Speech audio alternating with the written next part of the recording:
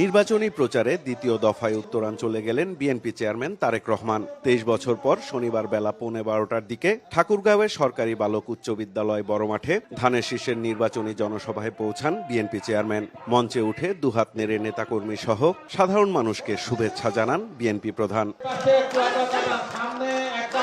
এ সময় দলের মহাসচিব ও ঠাকুরগাঁও 1 আসনের প্রার্থী মির্জা ফখরুল ইসলাম আলমগীর বলেন, ধানের শীষের বিকল্প নেই।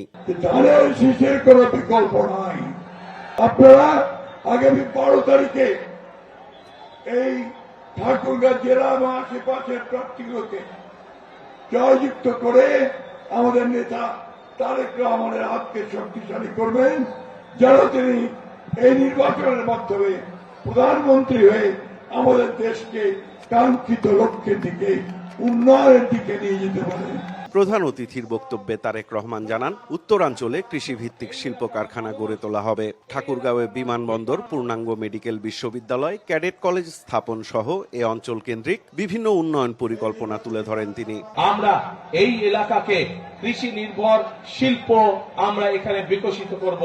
যে কৃষির সাথে সম্পর্কিত যত শিল্প আছে সেই সকল শিল্প কলকারখানা আমরা এই সমগ্র এলাকার মধ্যে গড়ে তুলতে চাই, যাতে করে এই এলাকার মানুষের কর্মসংস্থান হয়।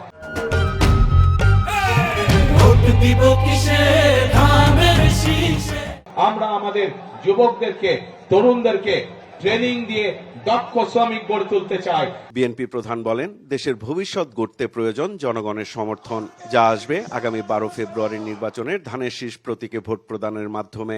এইবারকার নির্বাচন শুধু দেশের জনপ্রতিনিধি নির্বাচিত করার নির্বাচন নয়, এবারকার নির্বাচন হবে আমাদের দেশকে পুনর্গঠন করার নির্বাচন। ধর্ম নয়, বরং মেধা ও যোগ্যতার ভিত্তিতে সবাইকে সাথে নিয়ে বিএনপি আগামীর নিরাপদ বাংলাদেশ গড়তে চায় উল্লেখ করে তারেক রহমান বলেন, অতীতের মতো ভবিষ্যতেও জনগণের পাশে থাকবেন তিনি। আপনারা যদি আমাদেরকে সমর্থন দেন, ইনশাআল্লাহ অতীতে যেমন বিএনপি সকল সময় আপনাদের পাশে ছিল, এলাকার উন্নয়নের জন্য কাজ করেছে, মানুষের দুঃখ ঘুচানোর জন্য কাজ করছে, ইনশাআল্লাহ ভবিষ্যতেও আমরা একইভাবে আপনাদের পাশে থাকব। এ সময় দলের মনোনয়ন পাওয়া প্রার্থীদের পরিচয় করিয়ে দেন বিএনপির এই শীর্ষ নেতা। জনসভায় অংশ নিয়ে আগামী 12 ফেব্রুয়ারির নির্বাচনে ধানের শীষ প্রতীকে ভোট চাওয়ার পাশাপাশি গণতান্ত্রিক উত্তরণের পথে যে কোনো ষড়যন্ত্র মোকাবিলায় সবাইকে ঐক্যবদ্ধ থাকার আহ্বান জানালেন বিএনপি চেয়ারম্যান তারেক রহমান।